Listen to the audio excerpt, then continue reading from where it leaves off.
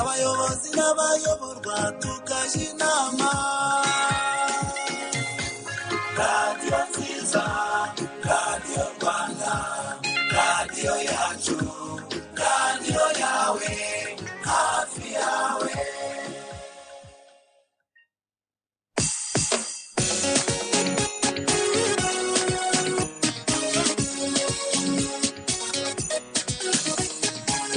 Bazemera ryari gushoboye Rwanda, abenshi barabizi nuko batabyemera. Bazemera ryari gushoboye Rwanda, abenshi barabizi nuko batabyemera. Turashoboye Rwanda, abawe natwe turashoboye. Turashoboye Rwanda, abana bawe natwe turashoboye. Rwanda mukiduhetse, bazemera ryari gushoboye Rwanda, abenshi barabizi nuko batabyemera. Twivanye mu binyuma, ubu turi mu b'imbere. Amaboko yanjye, ayawe n'ayacu twese, niryo shingiro ry'aho tugeze. Rwanda yacu nta cyiza nko kugira agaciro mu gihugu cyawe ukanabiharanira. Rwanda ndashima aho tugeze, turakataje, turakataje. Bazemera ryari gushoboye Rwanda, abenshi barabizi nuko batabyemera. Bazemera ryari gushoboye Rwanda, abenshi barabizi nuko batabyemera. Turashoboye Rwanda, abawe natwe turashoboye. Turashoboye Rwanda, abana bawe natwe turashoboye. Rwanda mukiduhetse, bazemera ryari gushoboye Rwanda, abenshi barabizi nuko batabyemera. Nubwo hasa benshi bagusunika bashaka gusubira inyuma Rwanda, ntibazabishobora wifitemo ubushobozi ukesha umwimerere wawe. Wegera umutekano hirya hino, ubumwe n'ubwiyunge bisaba mu bawe. Gira inka n'ukudebera kwirakwizwa, ubona umwimerere urusha abandi. Bazemera ryari gushoboye Rwanda, abenshi barabizi nuko batabyemera. Bazemera ryari gushoboye Rwanda, abenshi barabizi nuko batabyemera. Turashoboye Rwanda, abawe natwe turashoboye. Turashoboye Rwanda, abana bawe natwe turashoboye. Rwanda mukiduhetse, bazemera ryari gushoboye Rwanda, abenshi barabizi nuko batabyemera. Hafi y'ikibazo niho haba igisubizo, abanyarwanda turi intore. Turabasuhuje mwe mukurikiye Radio Rwanda, nitwa Turatsinze Bright. Tubahaye ikaze mu ngingo y'umunsi. Turaza kuganira ku buhinzi. Ni ku munsi wa kabiri w'icyumweru, tubinyujije ku mbuga ziduhuza. Hari page ya Facebook, kuri Twitter mwaza kutwandikira ibitekerezo, kuri WhatsApp ndetse no ku mirongo ya telefoni mwaza kuduhamagara kugira ngo tuze gusangira ibitekerezo kuri iyi ngingo tugiye kuganiraho. Abahinzi borozi, ndahamya ko iki ari cyo gihe tugiye kuganira ku kiganiro kijyanye n'ibikorwa turimo by'ubuhinzi. By'umwihariko ni ikiganiro kiri buze kumara isaha kugira ngo muze kugitangamo ibitekerezo. Nuko ingingo turi buze kuganiraho iri buze kugaruka kuri nkunganire mu kuhira ku buso buto. Muri rusange tuze no kwibanda ku mwihariko wa SAIP mu byanya cyangwa se mu bice bitandukanye mu gihugu uwo mushinga ukoreramo. Nibyo turi buze kuganiraho. Turi kumwe n'abatumirwa bari buze kudufasha muri iyi ngingo, muza gutangamo ibitekerezo. Turi kumwe na Bwana Charles Bucagu, n'umuyobozi mukuru wungirije ushinzwe ubuhinzi muri RAB. Tubahaye ikaze. Murakoze. Mwaramukanye amahoro. Mwaramutse. Yego. Turi kumwe kandi na Madamu Sara Nyiramutangwa, ni umuhuzabikorwa w'umushinga SAIP. Tubahaye ikaze. Murakoze cyane. Yego. Turi kumwe kandi na Bwana Innocent Nzabamwita, ni umukozi ukuriye ishami ryo kuhira muri SAIP. Tubahaye ikaze. Murakoze. Yego, tugiye kubana muri iki kiganiro. Nge nitwa Turatsinze Bright. Tugiye kubana muri iyi ngingo turi buze kuganiraho. Reka mbanze ntangire mbaza Bwana Bucagu ushinzwe ubuhinzi mbere yuko tuza kujya mu bikorwa bijyanye n'ibituma ubuhinzi bushobora gutuma tugera ku musaruro mwiza. Ubu season imeze ite? Abahinzi bimeze bite mu kirere ko mbona byanze? Urakoze cyane Bright. Ubuhinzi nk'uko byari byateguwe uyu muhindo 23A twari twiteguye neza, ibintu byose byari byateguwe nk'uko bisanzwe. Abahinzi bateguye ubutaka, abahinzi barateye aho ikirere cyari kimeze neza. Hari aho bataratera nk'uko bikomojeho, haracyari ikibazo gikomeye cy'ibura ry'imvura turere twinshi, ariko hari ibiho bikorwa kugira ngo tugerageze gufasha abahinzi, ariko dufasha n'igihugu kugira ngo tubone umusaruro. Kimwe rero tuza kuganiraho ngira ngo ni iki ngiki kijyanye no kuhira, kuko muzi yuko leta ifite gahunda yo gufasha abahinzi kubona ibikoresho byo kuhira bidahenze cyane, nkunganire iriya ya 50% ku bakorera ku buso butoya, twise mu ndimi z'icyongereza SSIT, Small Scale Irrigation Technology. So hari ingengo y'imari mu by'ukuri inyuzwa mu turere kugira ngo abaturage babone ibyo bikoresho, ariko hari n'imishinga yihariye. Umwe n'uyu nguyu wa SAIP dufatanyamo na Banki y'Isi. Dufite mu by'ukuri uburyo bwo gufasha abahinzi mu turere dukoreramo, ngira ngo umuhuzabikorwa araza kubigarukaho. Mu by'ukuri dushishikariza abahinzi muri iki gihe kugira ngo aya mafaranga ahari ashobora guhita bafasha twakemura n'iki kibazo tuyakoreshe. Bwana Bucagu, abanyarwanda muri iyi minsi turimo, cyane cyane abahinzi, usibye n'ikibazo wenda kizamuka ry'ibiciro biturutse kuri ibi bibazo bihari, hari ibibazo by'intambara ziri hirya no hino mu bihugu byavagamo ibiribwa byinshi, hari ibibazo by'iri zuba.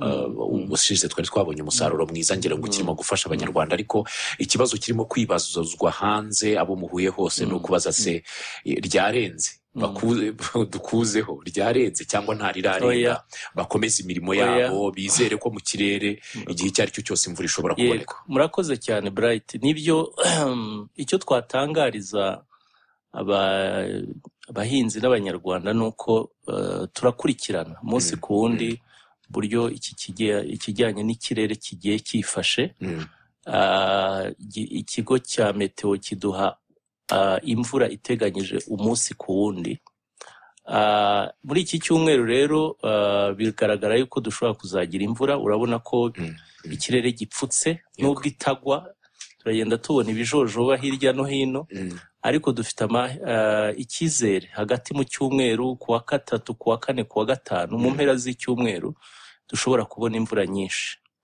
Ariko ikigo Meteo kiratubwira ko imvura ishobora kugenda icika, nubwo izagenda iboneka, ikaboneka no mu duce tumwe ntiboneke mu kindi. Ntuvuga ngo ni ya mvura igwa ariko idahoraho. Ariyo mpamvu harimo n'ingamba, wenda tuza kubona umwanya, hari ingamba zihari za leta zo gufasha kugira ngo ibi bintu twivane mu bibazo. Hari ikintu cyo guhinga ibihingwa byihuta. Biriya bishyimbo twamaze no kubigeza hirya no hino. Hari imboga, hari ya migozi y'ibijumba nayo ifasha abantu, ariko cyane cyane ni gahunda yo kuhira ubuso buri hafi y'ibiyaga tw'ubwuhire. Hari biriya bishanga bihoramo amazi. Ahangaha turagira ngo tuzamure umusaruro mu buryo budasanzwe, noneho nubwo izuba ryagenda rigabanya umusaruro ku misozi, byibura hari ahantu dushobora kubona umusaruro tuzawuzamure tuwukuba inshuro nyinshi. Reka tuze kugaruka ku ngingo nyirizina, kuko turaza kugira n'umwanya wo guhiba imirongo iduhuza no ku buryo bw'ikoranabuhanga abadukurikiye baze gutanga ibitekerezo. Ndumva ari nacyo turi buze kwibandaho cyane, ahubwo ndagira ngo ngaruke ku mushinga by'umwihariko. Sarah, tugiye kuganira kuri SAIP by'umwihariko n'imishinga ishamikiye kuri Minagri. Ubundi SAIP ni iki? SAIP ni umushinga uterwa inkunga na Banki y'Isi ukaba ari umushinga wo kwagura ubuhinzi burambye ndetse no kwihaza mu biribwa. uterwa inkunga na banki y'isi. Yego. ubu bigacishwa muri Minagri. Bicishwa muri of course biri anda ya Minagri na sector, ariko umushinga wo gukorera muri RAB nk'ikigo gishinzwe ubuhinzi n'ubworozi. Yego, watangiye ryari? Ibikorwa bimaze gufatika dufite nko mu gihugu byatewe inkunga n'umushinga ni nk'ibihe? Umushinga SAIP watangiye mu mwaka wa 2019, ukaba waragombaga gusoza 2023, ariko kubera icyorezo cya COVID tuza kubona indi nkunga yiyongera yo guhangana n'ibibazo bya COVID, batwongerera undi mwaka uzarangira mu kwa munani 2024. Kuva watangira urakorera mu tuhe turere? Urakorera mu turere 9, duhereye mu burasirazuba, urakorera mu karere ka Rwamagana, Kayonza, Gatsibo ndetse na Ngoma. Twajya mu majyepfo ugakorera mu karere ka Nyanza, twajya mu majyaruguru ugakorera mu karere ka Rulindo, twajya mu burengerazuba ugakorera mu karere ka Karongi, Rutsiro ndetse na Nyabihu. Ibikorwa bya SAIP wenda usibye guteza imbere ubuhinzi birumvikana, ni ibiki SAIP ifasha abahinzi muri rusange? Umushinga SAIP ufasha abahinzi cyane mu gufasha abahinzi guhinga neza bongera umusaruro ku bihingwa. Umushinga wibandaho cyane ari byo ibigori, ibishyimbo, ibirayi ndetse imboga n'imbuto. Icyo ni igice cya mbere, ukabigisha guhinga neza bakoresha inyongeramusaruro kugira ngo umusaruro ube mwinshi. Yego. Kugira ngo abahinzi bashobore kwihaza mu biribwa, ariko nanone bageze no ku masoko. Yego. Ubwo ni uvuga ngo ku masoko ni ikindi gice n'ubundi umushinga ufasha abahinzi kugira ngo bahuze n'amasoko yaba ari mu gihugu imbere ndetse no hanze y'igihugu. Ikibazo kijya kibaho ngere ngo na Bwana Bucagwa arabizi, hari igihe tuvuga nk'imishinga runaka ikorera mu turere nk'utu tuvuze twose, ariko wagera ku baturage hasi akakubwira ati ndumva ntawuzi. Abaturage bazi umushinga cyane cyane abakorana nawo. Yego, ngira ngo uyu mushinga umwihariko ufite nuko hari ibyanya byatunganyijwe n'umushinga warangiye witwaga LWH. Yego.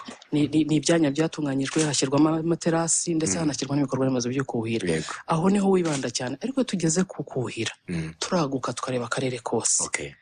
Rero uyu mushinga utangiye hakora navuga ubukangurambaga bwo kumenyesha umushinga abagenerwabikorwa hafatanyijwe n'izindi nzego za leta zirimo akarere, imirenge n'abandi bafatanyabikorwa. Mu gihe wenda reka tugaruke ku mushinga nyirizina n'imikorere, tugarutse ku bikorwa byose mwatubwiye ufasha abahinzi kongera umusaruro, kuwugeza ku isoko, kuhira, mukorana n'abahinzi bose cyangwa n'abahinzi? Kuko mu Rwanda hari abahinzi bihurije hamwe, hari abakorera mu myanya y'ibishanga ihuje, hari wa muhinzi wikorera ku giti cye ufite ubuso runaka ahingaho, akoreraho ibikorwa bye by'ubuhinzi. Ni bande mwibandaho kwegera cyane kugira ngo ibikorwa by'umushinga bibagereho? Tugiye muri ibyo byanya byatunganyijwe twibandaho cyane, dukorana n'amakoperative kuko hari amakoperative yahashyizwe. Amakoperative yibumbiyemo abahinzi bose bakorera muri icyo cyanya cyuhirwa. Hanyuma twakwaguka tugafatira buri muhinzi wese uhinga ibyo bihingwa byatoranyijwe. Ndabona hari icyitwa SSIT.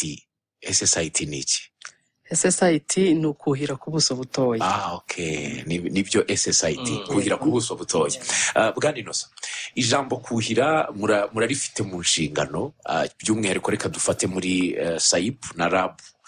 Kuhira, ijambo kuhira mu Rwanda, nkamwe mu birimo mubana n'abahinzi mukurikirana n'igikorwa cyo kuhira, murabona abanyarwanda bari basobanukirwa kuhira icyo ari cyo n'akamaro kacyo? Nakoze aho tuvugira aha navuga ko imyumvire ijyanye no kuhira mu bahinzi bacu igenda izamuka.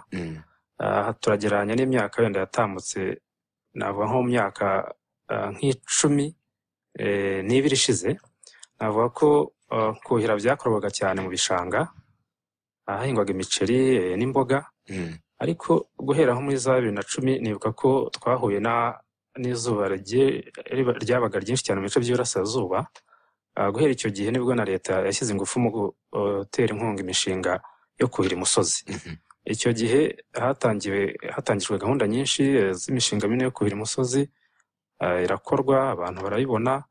Nabwo gahunda yo kuhira ku buso buto yatangiye neza, ijya mu bikorwa cyane guhera muri 2014, aho bavuga bati umuntu udafite aho yegereye yenda amazi menshi nko mu gishanga cyangwa se ku kiyaga, ashobora no gukoresha amazi y'imvura atemba akayafata akuhira cyangwa se agafata indi soko y'amazi imwegereye akuhira ku buso butoya, kuko twabona ko mu bantu bahora n'ibibazo abahinzi bato baragorwaga n'amapfa cyangwa se izuba ryinshi. Ubwo rero guhera icyo gihe iyo urebye ubuso bwuhirwa bwagiye buzamuka n'abahinzi bagenda barushaho kubyitabira, ku buryo nidukomeza nk'uko tubibona dushobora kuzagera ku ntego dufite yo kuzamura ubuso bwuhirwa, aho ku gishushanyo mbonera cy'ubuso bwuhirwa nk'igihugu dufite nibura hafi 500,000 twifuza kuzageraho mu cyerekezo 2050. 2050 niyo gahunda ya leta ifite. Mu myumvire abaturage bafite, ikibazo ni ukubona ibikoresho cyangwa ni uko bumva ko bagomba gutegereza uko ikirere kizabatabara? Murakoze. Iyo urebye kimwe mu bibazo abahinzi bafite ni uko n'ubushobozi wenda bujya bubabera imbogamizi yo kubona ibikoresho bifuza, ariko nanone ntabwo twabura kuvuga ko hari n'abagifite iyo myumvire y'uko wenda imvura izagwa ibihingwa bye bikera nk'uko kera hatarabaho ihindagurika ry'ibihe, bategerezaga imvura bagahinga bakeza. Yego, ibyo bintu bibiri byose biragendana. ni n'ikibazo tugifite cy'imyumvire, kumva ku kirere, ntibazi ko ikirere cyahindutse. Bwana Bucagu, ngira ngo ejo bundi twari mu ijisho ry'umunyamakuru tuganira na Pascal Nyandwi na Marcel na Rosa, hari ikibazo cyagarutsweho cyo mwari mukomojeho. Bwana Innocent yaravuze ati imyumvire y'abaturage irimo irazamuka cyane ku ijambo kuhira.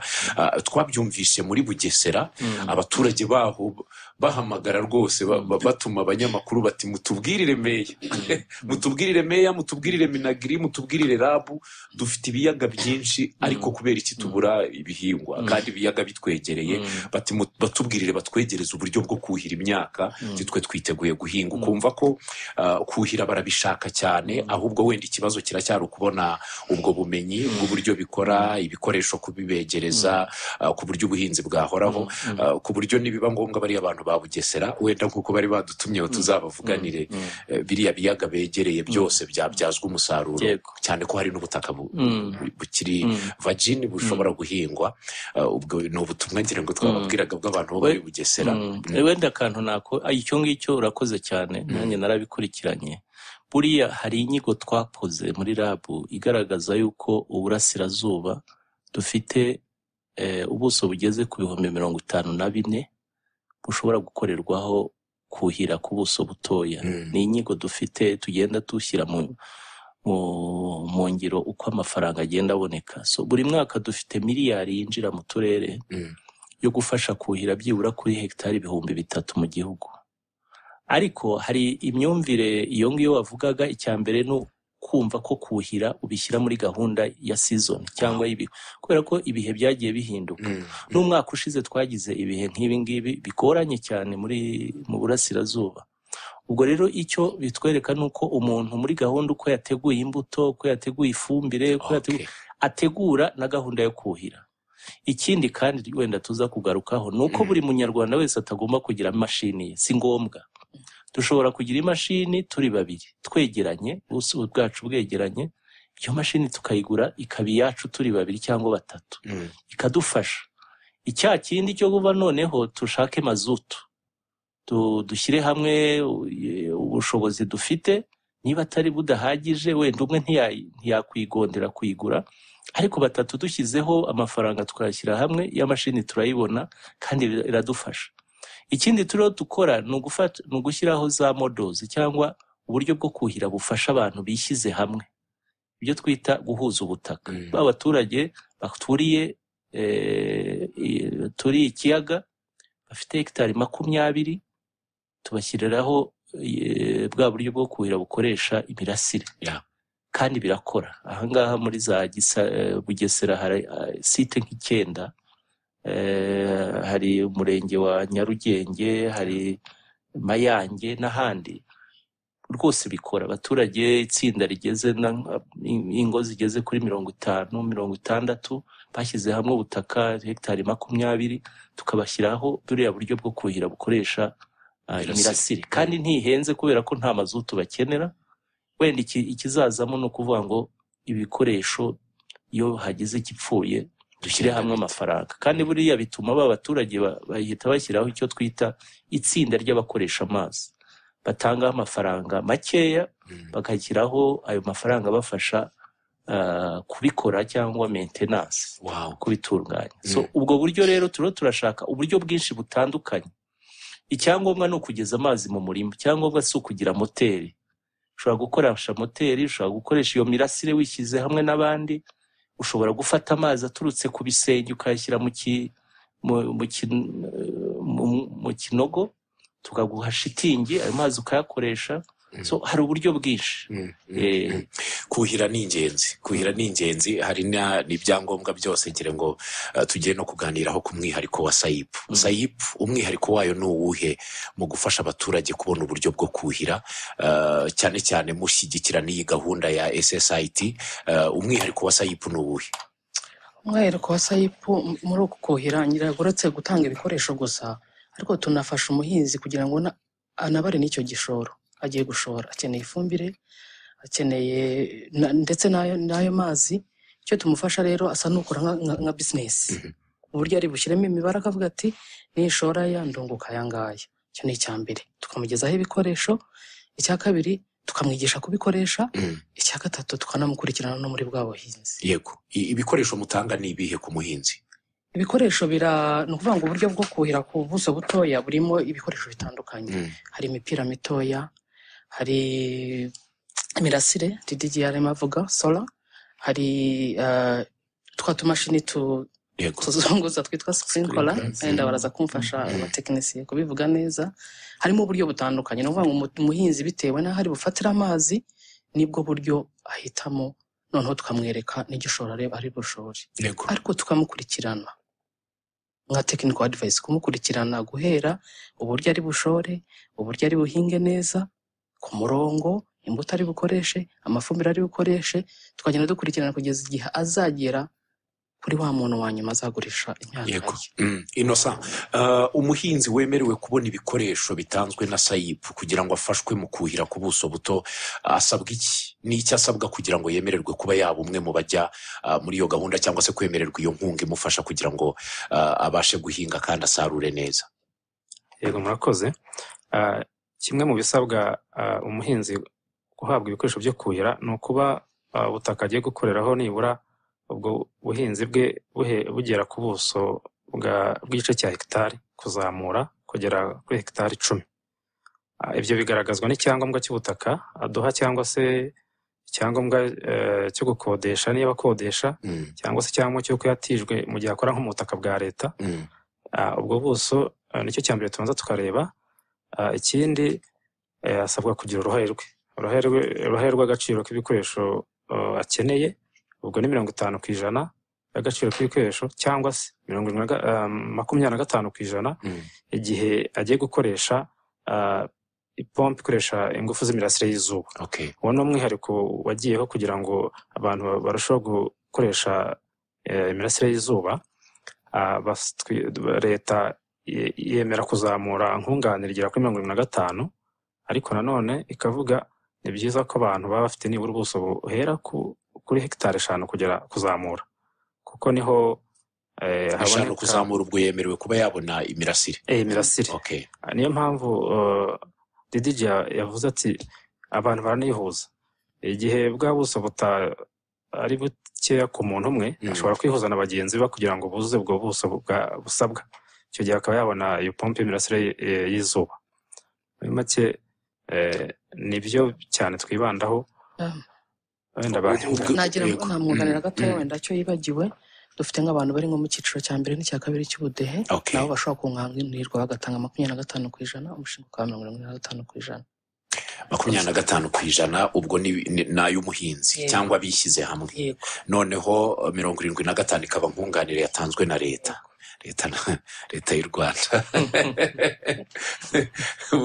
ejo bundi hari abantu numvaga barimo gutebya hagiye kuba sinzi match yari Nyamirambo niba ari Amavubi ni ekipe yo hanze barimo kuvuga ngo leta ize kubunganira ku matike navuga ariko ubu tuzemera koko kuki tutiha 100% kuko hari urumva bigezaho mu buhinzi umuturage ikibazo gihari ni kimwe nahoze mvuga imyumvire kutabyaza umusaruro ayo mahirwe leta irimo gutanga kutayaha n'agaciro ngo bayabyaze umusaruro tubona imishinga nk'iyi ngiyi ariko ugasanga abahinzi ntago babyitabira baracecetse baratuje kandi wenda niyo 25% ni amafaranga wajya kubara wenda dufate nk'urugero mutubwire mu rugero nko ku muntu ugiye guhinga wenda ku buso buto duhereye ku gice cya hegitari kuzamura akeneye nk'imashini yo kujya imufasha kuhira wenda tubishyize mu mibare kugira ngo bumve uburyo leta iba yabatangiye hafi 100%.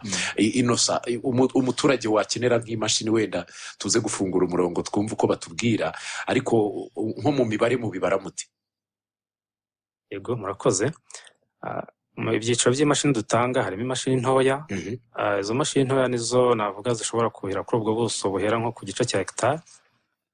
Imashini ikunzwe kugurwa n'abahinzi benshi usanga ari imashini zifite agaciro nk'ak320. Iyo mashini ni ntoya ariko bitewe nanone imiterere y'umurima imashini burya irahinduka bitewe n'aho ugiye kuhira. Uko umurima urambitse ukenera imashini ntoya ugereranyije n'igihe umurima ufite ubuhaname icyo gihe ukenera imashini nini ifite ingufu zo kuzamura amazi kugira ngo agere hejuru. Ariko ubwo ntempereye ku mashini ntoya y'igiciro gito ni ukuvuga ngo uko tuyibara iyo mashini ntoya ni ukuvuga ngo niba ari 320 umuhinzi akishyura 50%, ubwo ni ukuvuga ni 160 asabwa kuri iyo mashini natwe tukamwishyura 160. Nanone ari kumva ari mu cyiciro cya mbere n'icya kabiri amafaranga ajya munsi ubwo wumva bya bihumbi hafi 280 ku mashini gusa. Ibifite ibindi biherekeje birimo imipira bacomekaho. Imipira ntago mu by'ukuri henda, metero imwe igura 1500. Akenshi bafata nk'umupira wa metero nk'ijana. Ubwo metero nk'ijana urumva nayo ni amafaranga urakuba ntago ari menshi kongeraho ku buryo nibura nka projet yose yo muhinzi ibishobora kuba ihagaze amafaranga atarenze 500 hafi aho 600 bitewe neza n'ukuntu wenda ahangana hagiye kuhira. Intoya ashobora gusanga ifite agaciro twakwishyura uruhare rwacu nawe akishyura uruhare ruteranye ruri hagati y'100 n'120. Ubwo ni ibihingwa byose ku muhinzi wakenera kubona nkunganire n'ibikoresho byo kuhira ni ku bihingwa byose cyangwa hari ibihingwa mwibandaho? Umushinga SAIP hari ibihingwa wibandaho cyane nari nanabivuze kare ni ibigori, ibishyimbo, ibirayi, imboga n'imbuto. Ibyo nibyo byibandwaho cyane. Ubwo hatagira uza kuvuga ngo nkeneye imashini yo kuhira urutoki n'imyumbati. Wenda icyo navuga ni uko iyo mashini twavuze ko abaturage bose bashobora kubona kuri ayo mafaranga. So urumva yuko n'abahinga n'ibindi nabyo bizubuhirwa. Ariko ibyo yavugaga ngira ngo Sara ni ibihingwa muri za scheme hamwe umushinga ukorera. Aho ukorera naho hari bashyizemo irrigation, yashyizeho uburyo bwo kuhira ariko bunini buhuje abaturage benshi. Ariko ayo mafaranga SSA itafata abaturage ku buso buto yashobora gukoreshwa no ku bindi bihingwa. Yego umuturage wumvisha ijambo amafaranga kuyabonaho arahita yumva ko ari ukuyamuha mu ntoki. Niko bige kuko yamuhaye mu ntoki arahita yakoresha ibindi. Niko bigenda cyangwa wenda kugira ngo binasobanuke ese umuturage uri mu murenge ushaka imashini bigenda bite? Hari uburyo bwashyizweho bwo korohereza. Ni ukuvuga ngo hari fomu, hari urupapuro wuzuza mu murenge, amakuru ugatanga amakuru aho utuye, icyangombwa cy'ubutaka cyane kuko ntabwo twunganira umuntu udafite ubutaka. Ayo makuru aradufasha kugira ngo tumenye ibikoresho uzakenera. Hari utuye ku butaka burambuye, hari ubutaka buhanamye, nibyo yavugaga Innocent. Turaza tukagukorera BOQ, tukagukorera ibikoresho bizakenerwa bihuye n'ubuterere bw'ubutaka bwawe, tukagukorera n'igiciro. Yego. Ayo makuru rero aragenda akajya ku karere aho hari amafaranga. Hari komite yashyizweho iyobowe na Vice Mayor w'ubukungu yitwa DISC, District Irrigation Steering Committee. Ni komite yemerera ikora inyigo, ikareba ko inyigo ariyo, ikareba ko byose bikwiye bisabwa, ikemera wa muturage ko yabona bya bikoresho. Umuturage agasabwa gutanga rwa ruhare rwe rwa 50%. Okay. Yamara kurutanga, rwiyemezamirimo uzamugezaho ibyo bikoresho akabimugezaho, akanabimwestarira, akabishyira mu murima we. Okay. RAB ikaza ikemeza ko ibyo umuturage yasabye bihuye n'ibyakozwe. Icyo gihe rwiyemezamirimo none hakishyurwa ya mafaranga ya 50% yunganira leta. Ariko duherekeza umuturage kugira ngo tumenye ko ibyo bikorwa bizaramba. Tukanamwigisha uburyo ibyo bikoresho bibungwabungwa. Uko niko bigenda. Okay. Narinzi ngo umuturage bakamuha kasha bajya gushaka hagura ibikoresho. Abenshi ntago baba bakibiguze, bakoresha ubundi buryo. Reka tubanze tugaruke ku mirongo iduhuza. Iki ni ikiganiro cy'abaturage by'umwihariko abahinzi. Turaganira kuri nkunganire cyane cyane kubukuhira ku buso buto, ndetse n'umushinga SAIP uburyo ufasha abaturage kubona ibikoresho n'uburyo bafatanya kugira ngo urwo rugendo rwose turugereho. Abadukurikiye turaza kubaha imirongo iduhuza. Mushobora kuduhamagara kuri 25 75 cyangwa se muduhamagare kuri 25 76 cyangwa muhamagare ku murongo wa MTN 0781477221. Nibo gira icyo wifuza gusobanukirwa ku mushinga SAIP ndetse n'uburyo leta ifatanya na SAIP mu gufasha abaturage kubona ibikoresho kugira ngo mubashe kuhira ku buso buto, tubone umusaruro uhagije. Umwanya ni uwanyu. Turabakira ku mirongo iduhuza. Hello.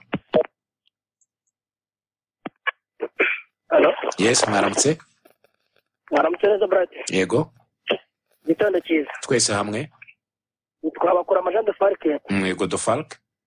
Muri mu karere ka Nyagatare mu ntara ya Kiyonga. None. Yego. Muvuze ngo kuza ako gafomo umuntu ashaka imashini yuhira. Kandi natwe tuba dukeneye imashini imwe ikiritse y'umuntu wenda ukora ku hantu hato cyane hatari hanini. Shaka amashini kamwe batwunganira, gusa kamwe gapompa. Bana za zindi zikoreshwa umurasire w'izuba. Twayibona dute? Nabyo ni kugira ako gafomo baze kudusubiramo neza uburyo kuzamo gafomo kugira ngo tujye ku murenge bikomeze. Kuko muri iyi minsi izuba ryaravuye cyane, umuntu ufite ikintu mu gishanga cyose cyarumye rwose. Okay. Imashini ntoya. Imashini ntoya murabisobanukirwa. Yego. Reka twakira undi muntu ku murongo wa telefone. Undi ku murongo turamwakira. Hello, Radio Rwanda. Hello. Mwaramutse neza. Nishimiye Albert. Yego Albert. None se uko muvuze ngo umuntu cyangwa cy'ubutaka niwe muhereza iyo nkunganire. Nk'umuntu uramutse wenda udafite ubwo bushobozi ukodesha amufashe. Adafite icyangombwa cy'ubutaka ariko akodesha aho ahinga. Wenda icyo tuhite tugisobanura ko kiroroshye. Akoresha icyangombwa cyanye n'ubutaka, arakimutiza akagikoresha. Ariko bagirana amasezerano. Ariko niyo igaragaje ko afite amasezerano y'ubukode, nacyo kiremerwa nk'icyaherwaho. Ubwo uyu nawe ajya ku murenge. Nawe akuzuza fomu nk'abandi bose. Ariko akagaragaza amasezerano yuko yakoze amasezerano y'ubukode, aba ariho n'icyo cyangombwa cy'ubutaka. Okay, na nimero y'icyangombwa cy'ubutaka kabyuzuzamo nawe aremerewe. Yego. Wenda icyo nakongeraho cyane, wenda nk'aho SAIP ikorera cyane, kubera ko baba bakorera hariya mu mirenge, akenshi hari na bakozi baba bahari. Ushobora no kumuhamagara, kamfasha ahari kuzuza iyo fomu, akamufasha kuzamura. Okay, nizere ko yasobanukiwe, ye kumva ko yahejwe, ahubwo nawe aremerewe no gutwara gusa ayo masezerano y'uko yakodesheje ahantu ubuhinzi na nimero y'icyangombwa cy'ubutaka cy'uwo yakodeshejeho, nawe akagenda kuzuza iyo fomu agahabwa nkunganira akabona ibikoresho. Reka twakira undi muntu ku murongo wa telefone. Twakira undi.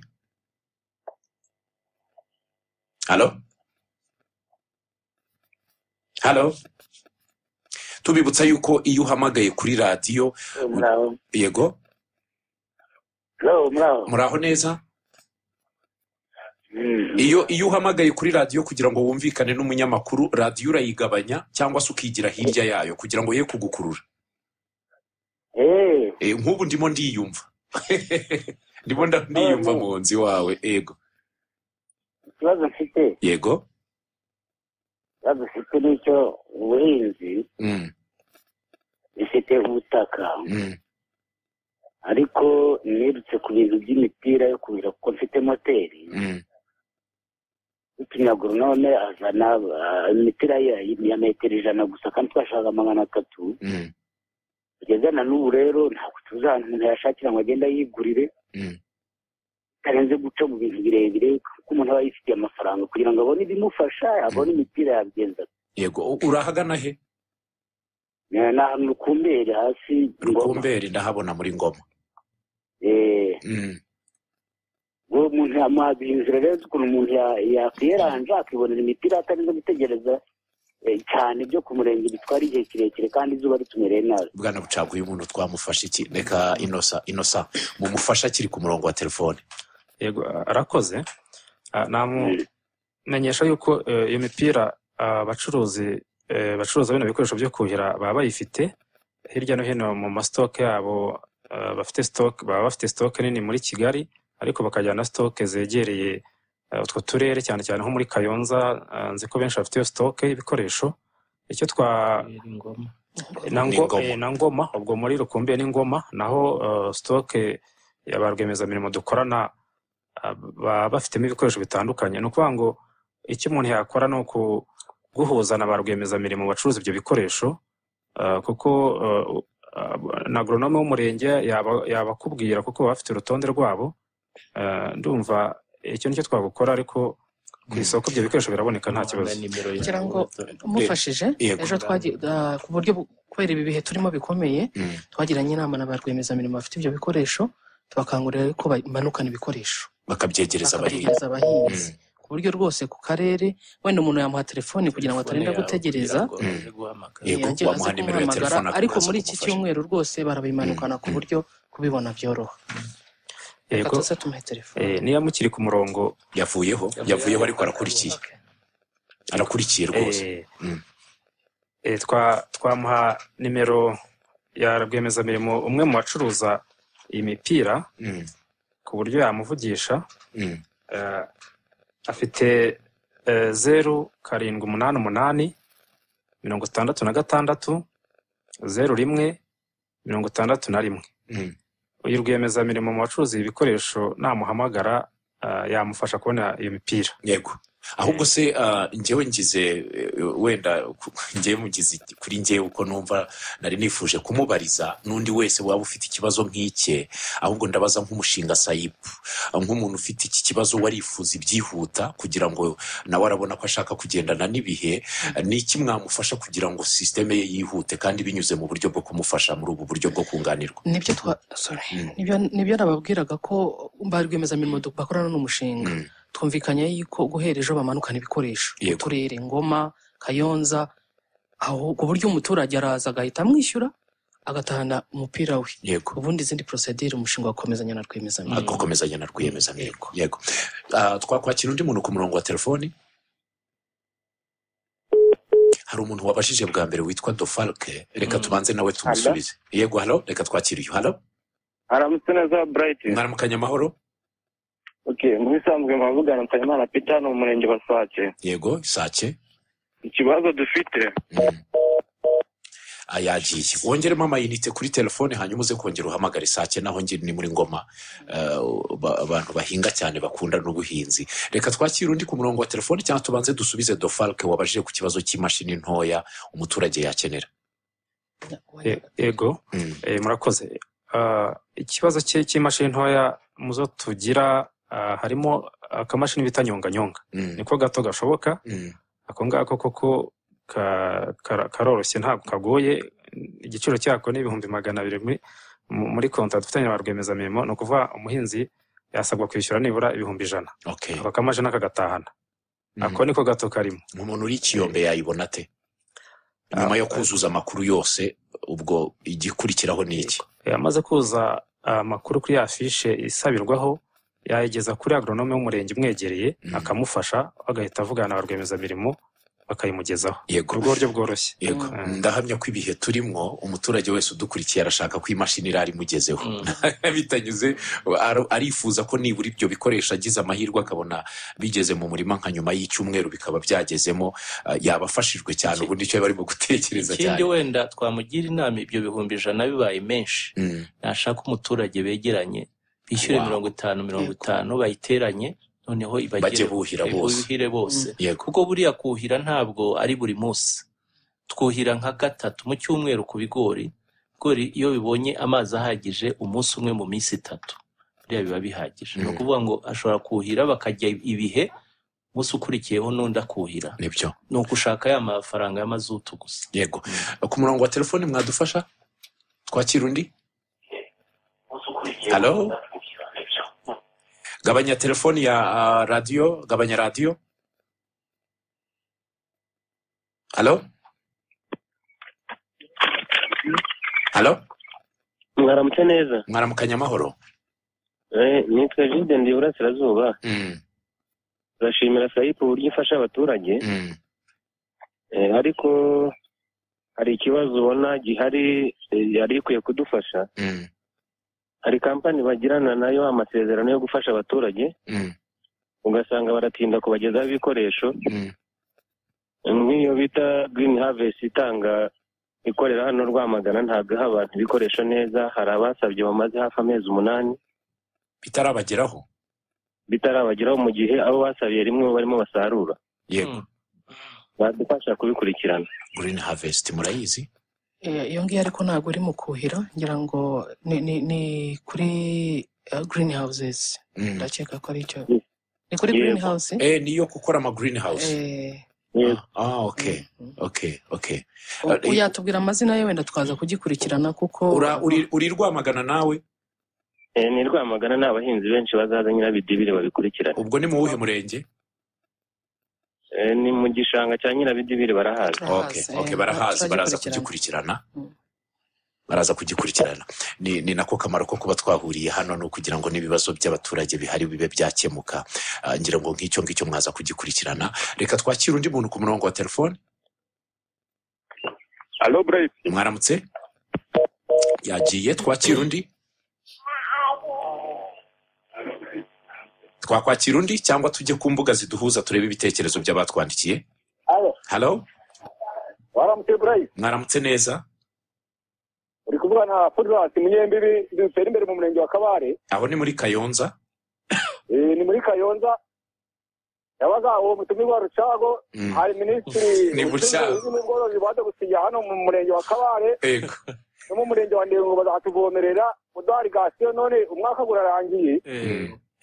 Dutare twabona iyo irrigation. Ikindi cya kabiri iyo mirasire nka koperative yacu bayidukanguriye ngo tuzayigure iyo mirasire ivomerera. Ariko na n'uyu munsi ntabwo twayibona. None ndagira ngo abo batumirwa batugire iyo irrigation yacu yo mu murenge wa Kabare ifatanye na Ndego igihe izatangirira. Nanga iyo nyiratubwire iyo mirasire natwe nka koperative yacu rwose bayidukanguriye ngo tuyigure. Ibyangombwa byacu barabifite kugira ngo turebe iyo moteri igihe tuzayibonera ivomerera. Yego, aho ni mu murenge wa Kabare, aho ngaho ni muri Kayonza dutera imbere. Koperative yanyu koperative yanyu yitwa ngo iki?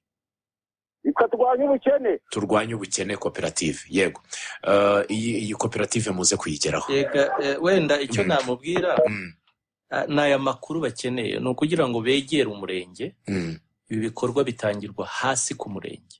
So koperative niba ifite ibyo byangombwa by'ubutaka nibegere koperative kuko umurenge kuko buri munyarwanda wese uhinga afite uburenganzira bwo kubona aya mafaranga, cyane cyane mu karere ka Kayonza ko tuzi yuko imirenge avuze Kabare, Ndego n'ahandi ni imirenge 9 igira ikibazo gikomeye cyane cy'amazi.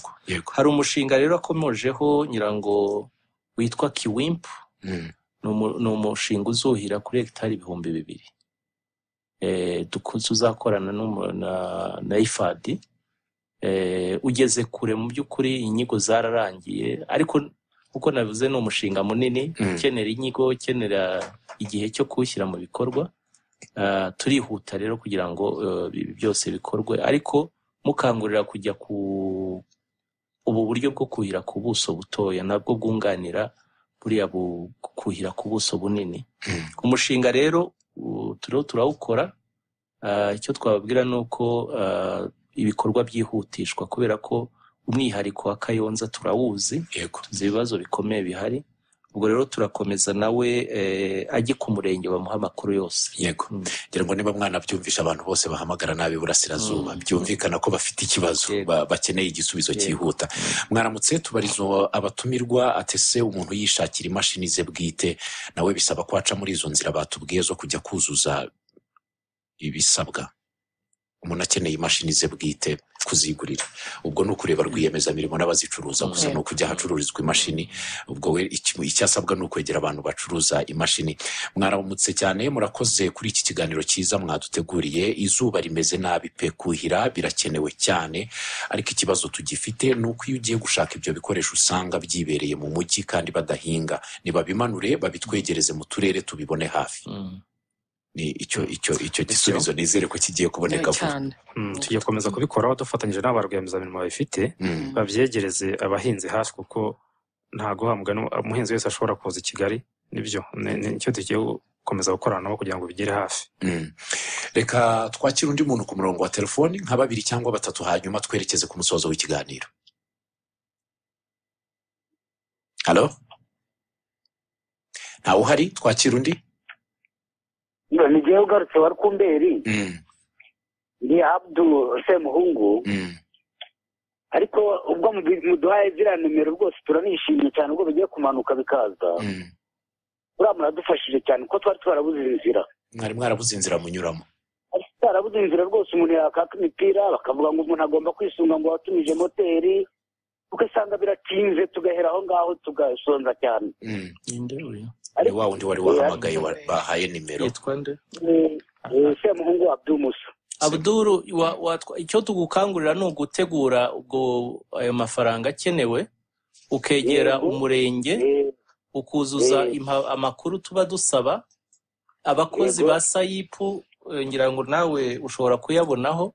Ngira ngo twamuhana telefoni y'umukozi wa SAIP. N'umukozi wa SAIP ukorera aho ngaho kugira ngo mukorane. Yego, ni 0782 90. Oya, fata izindi z'umukozi wa SAIP z'umushinga kugira ngo aze kugufasha byihuse. 0782 59 yego 10 63. Yitwa Alphonse, umuhamagara aragufasha. Ntabona koze rwose. Urakoze cyane nawe guhamagara. Numva ko kutabaza bitera kuko kutabaza ntabwo byose umuntu amenya. Ntabwo umuntu amenya. Icya mbere ni amakuru. Murakoze rwose. Murakoze cyane. Uyu yitwa Kadenesi, nawe ari mu Gasura, ni mu murenge wa Nyamirama, aho ni muri Kayonza. Ati mutugoboke kare, ati kuko imyaka yadupfanye, mutatugoboka byarangiye, ubu tujye mu murenge wa Nyamirama baraziduha. Nuko birihutirwa. Ni muri Kayonza. Yego, Kayonza hari stoke ku buryo bakwegera Kayonza hariya mu mujyi bakabona ibikoresho. Yego, hari stoke ba mu mujyi wa Kayonza, ndumva ari hafi aho. Byamworohera navugisha uriya mu rwiyemezamirimo twatanze nimero ye aramufasha vuba. Yego, ubwo Nyamirama iri hagati ya Kayonza na Kabarondo. Yego, yahita ngira ngo areba uwo muntu mwakongera mukamuha izo nimero abazikeneye muri utwo ducubwo baze kubaza uwo muntu abafashe. Hamwe n'uriya mukozi wa SAIB. Yego, aze kubafasha. Kanongere mbasomere iyo nimero ni 0788 66 01 61. Uyu muntu afite ibikoresho aho hafi, ndetse iyo binabaye bike avugana na bagenzi be akabasha kuyibona, akabarangira uko ayibona mu buryo bworoshye. Akoze. Ku murongo wa telefone hari abandi bantu mubona barimo guhamagara ku buryo twabakira. Yego, barahari, tubakire. Halo. Hello.